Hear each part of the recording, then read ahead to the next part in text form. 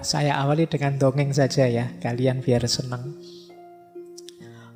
Ben yang ngantuk tambah ngantuk. Ada beberapa cerita yang saya suka, yang biasanya dipakai orang untuk mengilustrasikan pentingnya emosi dalam hidup. Bahwa emosi itu bahkan perannya lebih besar daripada sekedar akal intelektual, IQ. Cerita pertama biasanya cerita tentang yang dipakai untuk menjelaskan kecerdasan emosi ini, cerita tentang seorang mahasiswa. Jadi ada cerita seorang mahasiswa yang di barat cerdasnya luar biasa. Mahasiswa ini mungkin IPK-nya sudah perfect 4. Berarti nilainya A terus.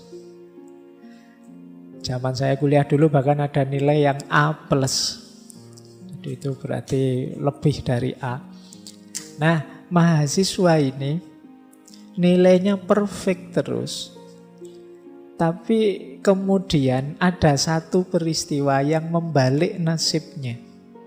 Padahal orang menganggap ini masa depannya mesti cerah ini. Anak ini jenius, pinternya luar biasa. Nah, peristiwa yang membalik nasibnya ini adalah satu ketika ada seorang dosennya yang memberi nilai amin. Jadi dikasih nilai A ya kurang sedikit lah. Kalau teman-teman kan dikasih amin itu sudah sujud syukur.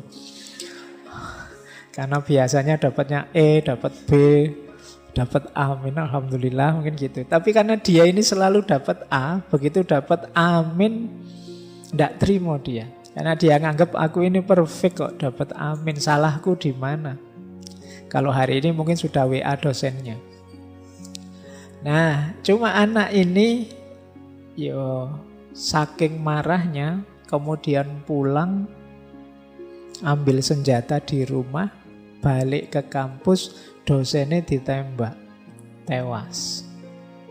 Nah, jadi dia sangat cerdas secara IQ, akalnya, tapi secara emosi dia sangat lemah, sangat rendah. Nah, ini cerita pertama. Bagaimana emosi bisa mengubah nasib kita dalam sekejap. Semula orang membangga-banggakan ini masa depannya cerah, tiba-tiba hanya karena nilai amin tadi masa depannya terbalik sekarang. Mungkin urusannya terus penjara, dia di penjara lama. Cerita kedua. Kita ke Cina sekarang. Kalau tadi dari Amerika, dari Barat, kita ke Cina. Ada cerita yang saya ingat dari Genghis Khan. Genghis Khan ini dulu pernah kita bahas ya secara khusus, orang hebat. Genghis Khan ini dikenal memelihara burung elang. Kemana-mana selalu diikuti oleh burung elang peliharaannya. Nah, satu ketika dalam perjalanan penaklukan, Genghis Khan ini kehausan. Akhirnya dia mencari sungai untuk minum air. Pas di pinggir sungai, dia melihat, wah ini ada sungai jernih ini. Terus dia mengambil wadahnya, terus ngambil air untuk diminum. Tapi begitu air mau diminum, tiba-tiba elangnya ini menyambar dia, menyambar wadah itu sampai tumpah. Wah, marahnya Genghis Khan luar biasa ini. Gimana sih ya, elang sudah dilatih baik-baik, sekarang kok malah kayak gini, mabuk apa ya? Terus ya cuma sabar karena elang kesayangan kan, ya wis ndak apa-apa lah, mungkin dia lagi ndak sadar elangnya. Terus dia ngambil lagi. Sampai 3 kali begitu, elang itu nyamber terus. Jadi sampai air minumnya tumpah terus. Saking jengkel, akhirnya wah ini ndak bisa dibiarkan, ini melecehkan seorang Genghis Khan. Jadi akhirnya yang keempat dia ambil air sambil ancang-ancang pegang pedangnya. Begitu benar dia ngambil air, elangnya menyambar, disikat elang itu dengan pedangnya, mental, elangnya tewas, tempat airnya juga mental ke dalam air. Nah, begitu dia puaskan, rasain, mati kamu. Wong elang aja kok berani-beraninya melawan aku.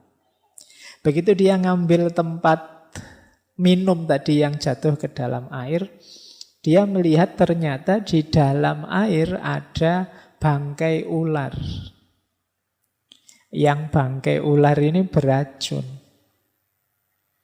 Nah, dia baru sadar ternyata elang tadi ingin menyelamatkannya, bukan ingin mengganggunya. Kalau dia minum air dari tempat tadi bisa keracunan. Jadi ini pelajaran kedua. Bagaimana emosi sering membuat kita salah dalam memutuskan. Ya kayak Genghis Khan tadi. Ada lagi cerita ketiga. Ini dongeng terus sampai jam 10. Biar kalian ngantuk. Cerita ketiga dari Jepang. Kita muter keliling dunia ya. Ada cerita seorang samurai. Samurai ini satu ketika mendengar di satu tempat ada seorang guru yang pinternya luar biasa, wawasannya luas sekali. Nah, samurai ini satu ketika penasaran, aku ingin ngetes guru ini. Pinter bener enggak sih seperti katanya orang-orang? Nah, datanglah samurai ini ke tempatnya guru tadi. Begitu ketemu guru, dia ngetes, tanya, wahai guru, sampean kan orang pinter, dikenal orang bijaksana. Kalau memang pinter, coba jawab pertanyaan saya. Apa itu surga, apa itu neraka? Nah, terus guru ini terus ngomongnya malah nyelekit. Kalau orang seperti kamu, levelmu ini tidak pantas saya menjelaskan macam-macam. Kamu preman aja ke orang gitu. Terus ngomong gitu. Wah, marah ini samurai. Dia melotot marah-marah. Katanya kamu orang pinter, orang bijaksana. Masa saya tanya gitu aja, jawabanmu nyelekit. Wah, dia marah, panas. Terus kata gurunya, nah ini namanya neraka. Wah kan, takjub dia dengan jawaban guru tadi. Iya ya, berarti marah, terus tidak terkontrol. Ini namanya neraka, luar biasa. Baru sadar ini memang orang pinter, tenang. Wah, terima kasih guru, saya baru percaya kalau sampean orang pinter. Terus kata gurunya lagi, nah kalau ini namanya surga. Jadi ini surga, ini neraka. Jadi surga neraka kita berhubungan dengan emosi yang kita rasakan. Pelajaran ketiga dari cerita. Cerita keempat. Tidak apa-apa ya. Terakhir wes tidak apa-apa. Biar kalian nunggu-nunggu teorinya tidak ketemu-ketemu. Kita ke Arab, ke Madinah. Cerita tentang Sayyidina Abu Bakar, sahabatnya Rasulullah. Jadi satu ketika beliau ini sedang ngobrol-ngobrol bersama Rasulullah di depan masjid. Tiba-tiba datang beberapa orang yang rupanya benci Abu Bakar. Mendekat ke Abu Bakar, terus orang ini maki-maki. Pokoknya ngomong jelek-jelek tentang Abu Bakar. Abu Bakar ya karena beliau orang baik, ya beliau sabar, diam saja. Tidak mengabaikan orang yang ngomong aneh-aneh ini. Tetap beliau fokus pada Rasulullah. Rasulullah tersenyum melihat perilakunya Abu Bakar. Terus ngobrol dilanjutkan. Nah, orang yang maki-maki tadi kan tambah sebel. Wong saya maki-maki kok dicuekin. Tambah dia maki-maki lagi ke Abu Bakar. Nambah lagi maki-maki. Berulang sampai 3 kali. Yo, Abu Bakar juga manusia kan. Bolak-balik dimaki-maki yo panas juga. Akhirnya Abu Bakar mungkin saking jengkelnya jawab akhirnya. Jadi tidak diam saja. Bales maki-maki juga. Nah, begitu Abu Bakar bales maki-maki, Rasulullah yang tadi tersenyum terus berdiri, terus pergi. Wah, Abu Bakar tidak enak. Wah, masalah ini mesti. Nah, setelah itu Abu Bakar mengejar Rasulullah. Beliau bertanya, wahai Rasulullah, mengapa kok tadi senyum-senyum begitu saya jawab, kok terus panjenengan pergi menjauh dari saya? Kata Rasulullah, tadi waktu engkau dimaki-maki dan sabar diam saja, malaikat-malaikat hadir di sekelilingmu. Jadi supportermu, mendukungmu sepenuh hati dalam kesabaranmu. Nah, aku juga jadi kerasan karena malaikat banyak hadir. Tapi begitu engkau bales, begitu engkau juga ikut-ikutan maki-maki, ya malaikatnya pergi. Setan-setan yang datang. Yo, karena yang datang setan-setan, ya aku pergi. Baik, cerita keempat. Jadi kelihatan ya, paling tidak dari cerita-cerita tadi bahwa emosi itu penting. Dia bisa membalik nasib kita. Dia bisa menentukan keputusan kita. Seperti cerita Genghis Khan tadi. Dia bisa jadi surga atau neraka kita seperti cerita samurai tadi. Dia bisa menghadirkan malaikat atau menghadirkan setan. Nah, itu ceritanya. Sekarang kita masuk ke teorinya. Emotional quotient. Kecerdasan emosi. Apa sih kecerdasan emosi itu? Jadi orang yang cerdas secara emosi adalah orang yang mampu dan kuasa untuk mengenali dan memahami emosinya. Ini yang pertama. Jadi paham emosinya. Jangan dikira ini mudah loh. Banyak orang yang tidak mengenali emosinya. Banyak orang yang marah tapi tidak tahu kalau dia marah atau tidak sadar kalau dia marah. Mas, mbok jangan marah gitu. Siapa yang marah? Nah, itu kan namanya tidak sadar kalau dia marah. Jadi orang yang cerdas emosi itu bisa menjelaskan dirinya. Dia paham dirinya. Ini saya sedang marah ini. Saya sedang gembira ini. Saya sedang sedih ini. Kan banyak orang yang menyangkal emosinya sendiri. Wah, kamu jatuh cinta ya? Enggak, katanya siapa. Tapi tiap hari stalking, lihat Facebooknya, lihat. Jadi paham emosinya dan bisa menggunakannya secara pas. Baik untuk membereskan dirinya maupun saat berhubungan dengan orang lain. Ini namanya cerdas secara emosi. Diri sendiri dan yang lain. Karena nanti ada kalanya orang itu bagus untuk dirinya sendiri, tidak bagus untuk orang lain. Atau sebaliknya. Bagus untuk orang lain, tidak bagus untuk dirinya sendiri. Kalau dalam etika filsafat itu orang yang bagus untuk dirinya sendiri tapi buruk untuk yang lain namanya orang egois. Ada orang yang mengorbankan dirinya untuk orang lain. Berarti kan bagus untuk orang lain tapi jelek untuk dirinya namanya orang altruis. Jadi, orang cerdas emosi itu imbang. Ya baik buat dirinya, baik juga buat orang lain. Dan dia paham tentang emosi-emosi yang ada dalam dirinya. Itu ada datanya kalau teman-teman mahasiswa ingin mendalami. Istilah ini pertama kali digunakan oleh Peter Salovey dan John Mayer. Tapi yang paling mempopulerkan istilah ini ya Daniel Goleman. Teman-teman insya Allah yang mahasiswa pasti pernah dengar nama ini dengan bukunya Emotional Intelligence.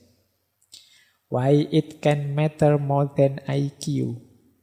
Terjemahannya dalam bahasa Indonesia sudah ada. Bajakan bukunya juga ada. Ya, sekarang buku baru itu sedih penerbitnya, bajakannya lebih cepat daripada sini masih apa? Belum jadi yang dijual bajakan itu sudah rame. Yang penerbitnya belum laku satu pun malah yang bajak sudah ratusan eksemplar. Nah, tempatnya di mana kecerdasan emosi kalau pakai teori neuroscience posisi otak. Otak kita itu kan ada 3 bagian.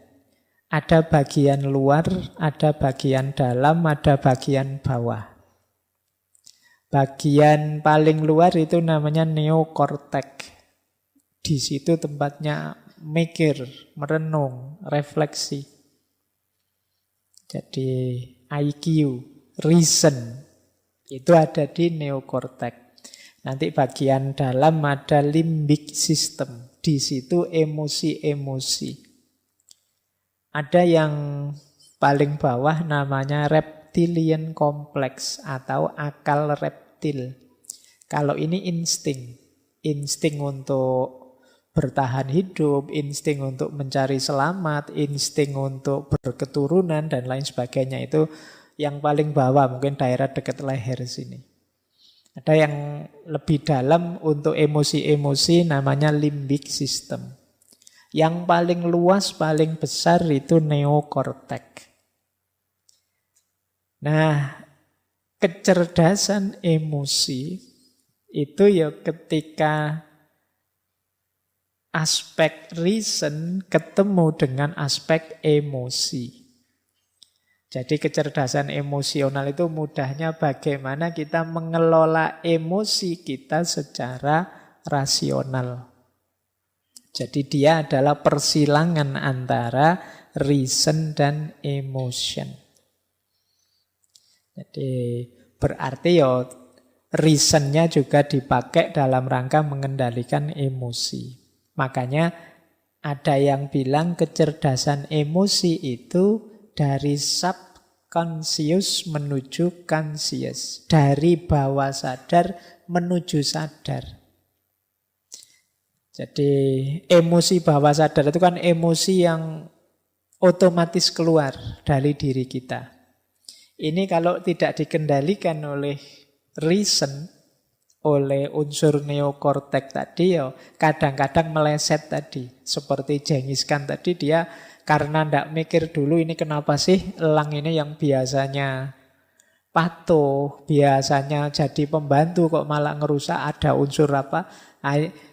Yang dia mendahulukan subconsciousnya, dorongan dalam diri, dorongan kemarahannya, ya akhirnya menemukan kemalangan karena dia tidak berpikir panjang.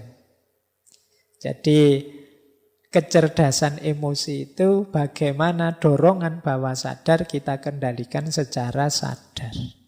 Emosi-emosi yang muncul dalam diri kita kelola secara pas, secara sadar. Inilah kecerdasan emosi. Ini untuk yang ini silahkan nanti yang ingin belajar neuroscience tentang konstruksi akal kita. Baik, saya lanjutkan. Tidak berlama-lama di situ nanti teman-teman puyeng. Kita masuk ke sini ya. Bedanya apa sih IQ sama EQ? Kalau teman-teman tes-tes di mana-mana kan biasanya ada TPA, itu kan kebanyakan menguji IQ kita. Kalau IQ ya titik beratnya pada logika, analisis, dan relatif permanen. Jadi tingkat kecerdasan kalau aspek IQ ini relatif, makanya ketika diukur bisa, oh IQ-nya sekian, IQ-nya sekian, itu bisa karena relatif permanen. Nah, beda dengan emotional quotient. Beda dengan kecerdasan emosi. Kalau kecerdasan emosi ini tidak paket, tidak harga mati. Dia bisa dipelajari, bisa dikembangkan. Pak, saya emosinya sudah terlanjur pemarah ya Pak. Ya sudah, berarti saya sudah kayak gini. Ndak ada paket jadi kalau emosi. Dia bisa dibiasakan. Saya orangnya memang cengenges-cengenges gini oh Pak. Ya sudah paket dari sana misalnya. Ndak ada paket kalau emosi. Kalian bisa jadi orang pemarah, bisa jadi orang penyabar kalau mau. Ya kalau ndak mau ya terkecuali. Tapi kalau mau pasti bisa. Pak, saya itu ndak telaten yang gitu-gitu. Kalau mau pasti bisa. Telaten itu bisa dilatih.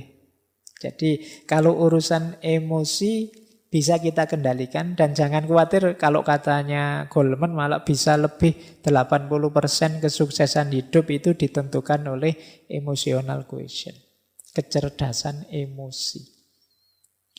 IQ hanya sekitar 4%. Nah, jadi ini bedanya IQ dan EQ. Emosi dianggap jauh lebih penting. Meskipun di situ saya tulis 40%.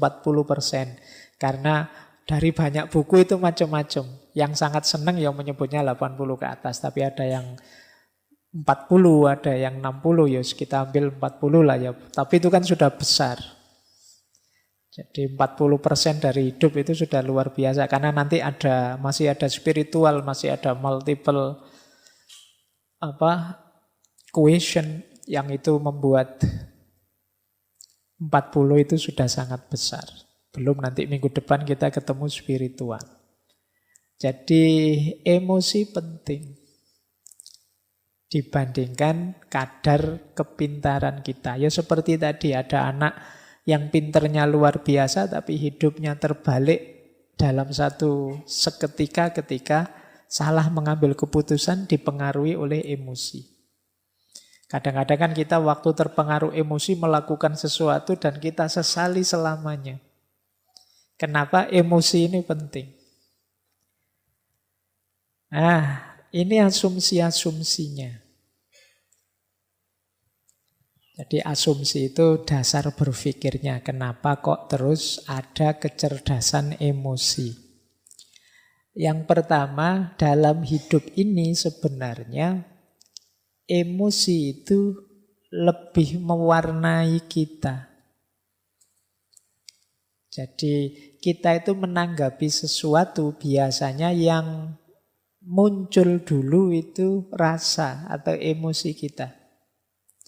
Mungkin ada teman-teman atau bapak ibu yang belum pernah ke sini itu. Begitu masuk ke sini itu kan yang keluar dulu kan emosinya. Mungkin seneng, mungkin kaget, mungkin macam-macam. Itu kan emosinya dulu. Baru setelah itu pikiran bermain. Oh, yo pantes rame wong yo ada minumnya misalnya. Nah, itu pikiran belakangan, tapi kesan awalnya itu yang maju emosinya dulu. Jadi orang itu lebih banyak disituasikan oleh emosinya, bukan oleh pikirannya. Jadi kalian seneng dulu misalnya yang suka ngaji ini, suka dulu dengan ngaji ini, alasannya belakangan. Alasan itu kan dicari-cari nanti, wah enak ngaji ini, santai, wah enak ngaji ini. Itu sebenarnya alasan belakangan, padune wis seneng duluan. Kalau kalian tidak seneng, dicari-cari juga alasannya untuk tidak seneng. Iki ngaji capopo, tidak ono Qur'ane, tidak ono ini dicari. Nah, itu belakangan juga. Yang lebih dulu apa? Tidak senengnya dulu. Yang setuju filsafat sama anti filsafat itu mesti suka dulu dan atau tidak suka dulu baru cari argumen. Nah, itu manusia. Jadi manusia itu lebih disituasikan oleh perasaan dan emosinya. Baru kemudian pikiran masuk. Meskipun tidak harga mati seperti saya bilang tadi. Bisa saja nanti setelah mikir dalam, wah keliru saya kalau seneng. Harusnya saya kritis ini. Nah ini belakangan tapi bisa diubah. Nah jadi itu asumsi pertama. Manusia itu disituasikan oleh emosi dan perasaannya. Baru kemudian pikiran merespon yang kedua. Pikiran itu kalau sudah merespon, biasanya terus dia menyimpulkan, kalau sudah begitu muncul tindakan. Saya seneng nih, kemudian iya sih karena itu santai, ndak ada tugas macam-macam, ada minumnya, ada terus akhirnya saya rajin ke sini. Jadi dari emosi masuk ke pikiran, kemudian muncul perilaku dan tindakan. Jadi kalau di situ saya tulis behavior, perilaku itu kan kalau terus-terusan jadi kebiasaan. Dan itulah nanti yang membentuk performan kita, profil kita. Baik, jadi rumusnya itu kalau emotional quotient. Jadi manusia itu disituasikan oleh emosinya, setelah itu pikiran merespon, dari situ muncul tindakan, dari tindakan itulah lahir performan, perilaku nyata dia, dan terakhir ini juga bukan harga mati. Kalau kemudian dia pikir, saya seharusnya tidak begitu, saya seharusnya tidak begini ya, bisa dibiasakan ulang. Yang semula rajin bisa kemudian, saya tidak usah ikut ngaji lagi saja, tidak ngaji lagi, itu bisa. Tidak ada harga mati kalau manusia, dimensi batinnya. Baik, jadi ini asumsi-asumsinya. Nah, saya lanjut. Ini ciri-cirinya, ini umum saja ya. Semoga tidak ada yang tersinggung. Jadi ada yang emosinya rendah, kecerdasan emosi rendah, dan ada yang kecerdasan emosinya tinggi. Orang yang kecerdasan emosinya rendah, antara lain, ini saya tidak bilang semua, cirinya adalah yang pertama, cenderung mencari kesalahan pada orang lain. Kalau dia merasa tidak nyaman secara emosi. Selalu mencari kambing hitam. Siapa ya yang membuat aku gelisah? Siapa yang membuat aku ruwet kayak gini? Selalu mencari keluar. Nah, ini ciri-ciri emosinya rendah. Paling tidak dia membiarkan dirinya disulitkan, direpotkan, digelisahkan oleh orang lain. Berarti dia tidak mampu mengontrol dirinya. Seperti kemarin-kemarin kan sering kita bilang bahwa kamu itu sakit hati atau tidak tergantung dirimu, tidak tergantung orang lain. Kalau ada orang lain kok bisa membuatmu segelisah itu, ya salahmu sendiri, kamu mau digelisahkan oleh dia. Nah, jadi cenderung menyalahkan orang lain. Yang kedua, tidak mampu mengungkapkan perasaan. Seneng tapi tidak berani mengungkapkan bahwa aku suka. Benci tapi takut mau bilang aku tidak suka. Ini daya kontrol emosi kita tidak bagus. Tidak cerdas mengungkapkan apa yang kita rasakan. Pak, saya tidak nyaman loh Pak ngaji kayak gini nih, tapi saya tidak berani ngomong lah. Nanti kalau saya ngomong diketawain orang semasjid ini misalnya. Itu ada sering kita itu dilanda kendala untuk mengungkapkan apa yang kita rasakan. Ya kita sulit milih ekspresi yang pas, diksi yang sesuai, yang tidak menyakiti orang seperti apa. Itu kita sulit milih, ini berarti kemungkinan memang daya kecerdasan emosi kita perlu ditingkatkan lagi. Yang ketiga, suka menyerang, menginterupsi, mengkritik, memberi cap orang lain. Agresif ke orang lain. Ini ciri-ciri kecerdasan emosinya kurang tinggi. Saya mau bilang rendah kok sungkan. Jadi ya, jangan suka nyerang orang lain. Ini alamat apa? Dia kesulitan untuk berempati atau memahami atau mengerti perspektif yang diambil orang lain. Jadi dia hanya merasa satu-satunya yang benar ya versiku. Akhirnya yang lain dianggap salah semua, dikritiki, diserang terus yang lain. Nah, ini kemampuan kelola emosinya rendah. Yang keempat, suka memberi analisis rasional berlebihan. menanggapi ungkapan perasaan orang lain. Nah, ada enggak teman-teman yang punya teman ketika kita sedikit curhat padanya, kita curhat 3 detik, dia nasihatnya setengah jam. Ya. Aku itu loh kok perasaanku ndak nyaman ya. Wah, terus kita nasihati, ya hidup itu memang begitu, ada teori ini ada. Iya.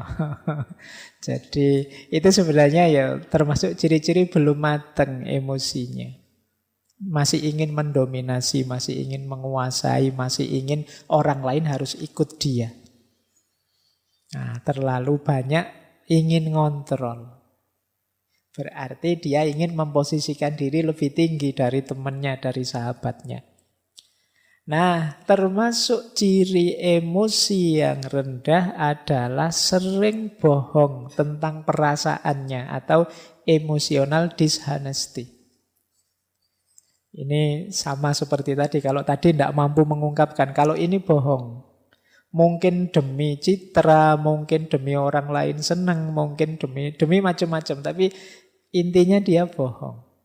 Padahal itu merugikan dirinya, bisa juga merugikan orang lain. Karena orang lain jadi sulit memposisikan diri di hadapan kita.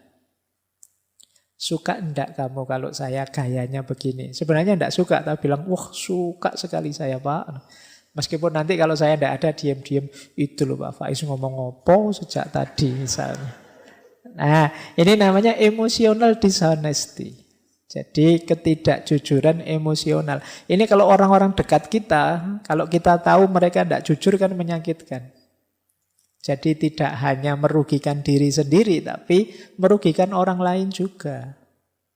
Karena kita jadi sulit memposisikan diri di hadapan dia, wong dia tidak jujur. Jadi seneng tapi bilangnya benci, benci tapi bilangnya seneng, itu kan merepotkan. Jadi, ya mbok kalau seneng bilang saja seneng. Meskipun saya seneng sih, tapi ya kamu ndak usah terbebani lah, wong cuma saya saja. Kok kan ndak masalah. Yang penting kamu jujur. Nah, biasanya juga orang yang emotional quotient-nya rendah itu adalah pendengar yang jelek.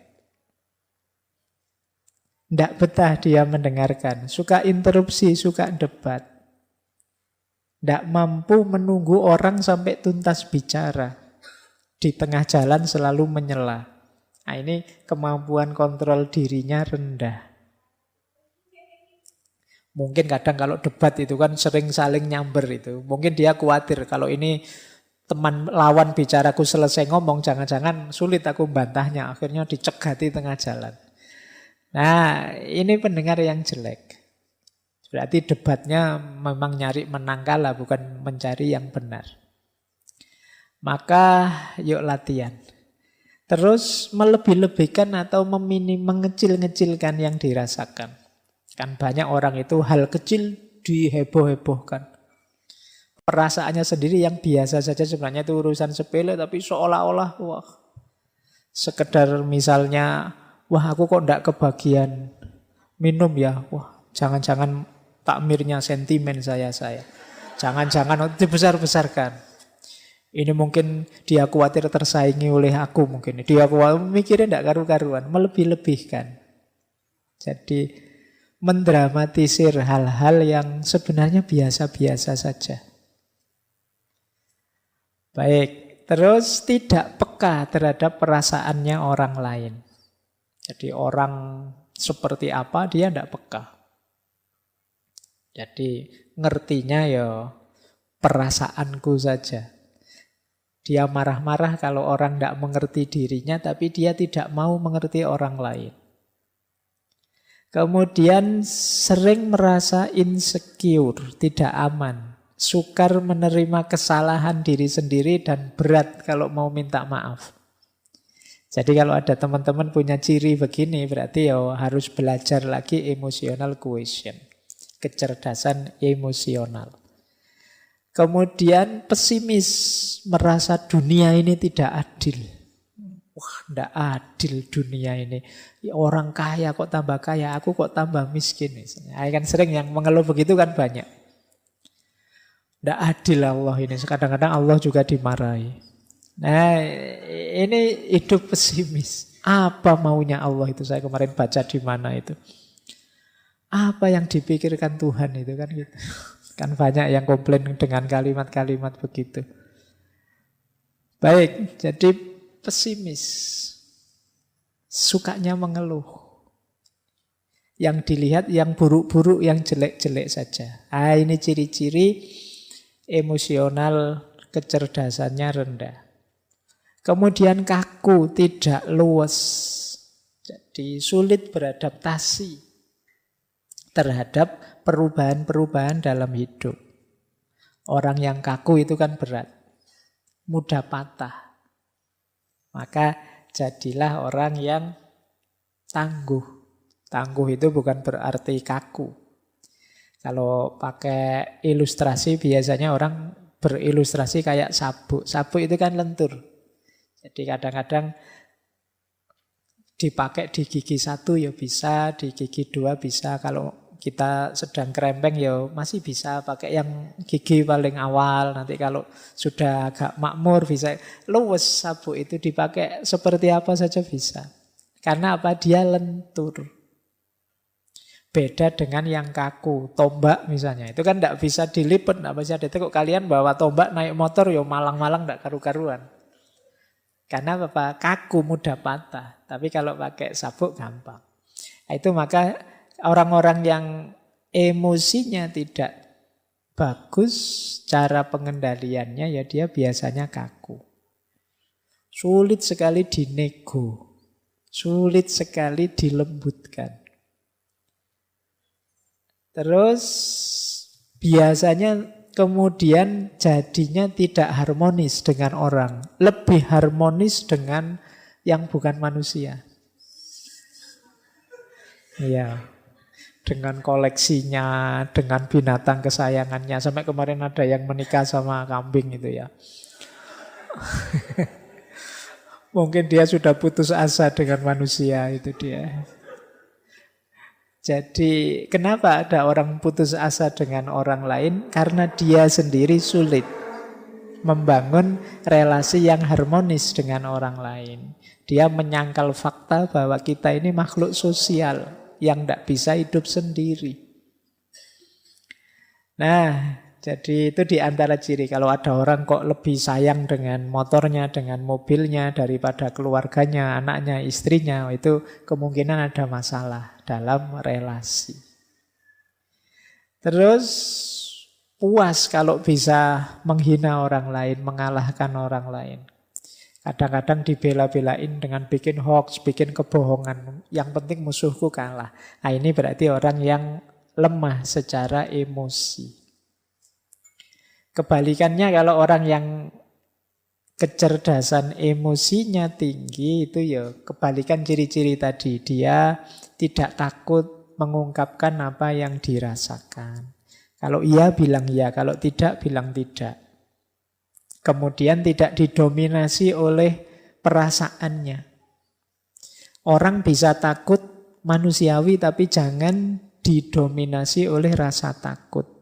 Orang bisa kecewa, ya wong manusiawi, tapi ya jangan terus hidupmu hancur gara-gara satu kekecewaan kecil. Jadi tidak didominasi oleh perasaan. Kemudian mampu membaca isyarat-isyarat, tidak hanya kata-kata. Ini hubungannya dengan kepekaan tadi. Misalnya sudah jam 10 ngaji tidak selesai-selesai, yang di sana menguap, yang di sini menguap, tapi saya ngomongnya asik saja, tidak peduli. Itu padahal di sana sudah isyarat itu kan, menguap itu ngantuk. Nah, membaca bahasa nonverbal ini salah satu ciri kecerdasan emosi. Itu nanti kayak orang ceramah, tidak selesai jamaahnya sampai mulet-mulet dia ngomong terus. Sampai dikode gini-gini juga tidak paham. Materinya malah ditambah. Al-waktu kas-saif.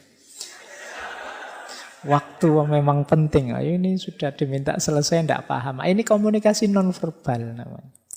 Ciri orang yang cerdas emosi. Kadang-kadang dikedipin sekali saja paham. Itu cerdas. Kita mengangguk atau menggeleng sebentar dia paham. Itu cerdas secara emosi. Banyak orang yang tidak peka dengan yang begitu-begitu. Nah, kemudian orang yang cerdas emosi itu melakukan segala sesuatu karena dirinya sendiri. Tidak tergantung atau mudah terpengaruh oleh segala yang di luar dirinya. Jadi dia bisa memotivasi dirinya. Hari ini kan banyak orang untuk motivasi saja mahal-mahal ngundang motivator.